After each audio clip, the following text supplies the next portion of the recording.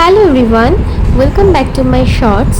তো দেখতে পাচ্ছ আমরা রেডি হয়ে গেছি, রেডি হয়ে বেরিয়ে গেলাম গোয়াতে। এটা আমাদের সেকেন্ড ডে ছিল।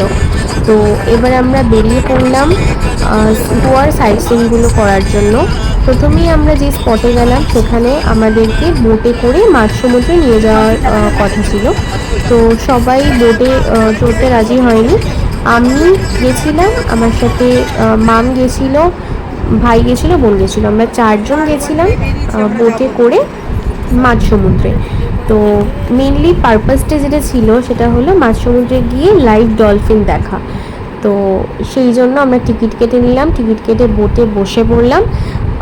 তো প্রত্যেক মানে সিঙ্গল সিট ছিল। তো এবার আমাদের বোট ছেড়ে দিল। দুপাশে মানে অপূর্ব সুন্দর দৃশ্য ছিল, সেগুলো দেখতে দেখতে আমরা উঠে গেলাম সমুদ্রে। এই যেগুলো দেখতে পাচ্ছ এগুলো ছোট্ট ক্রুজের মতো।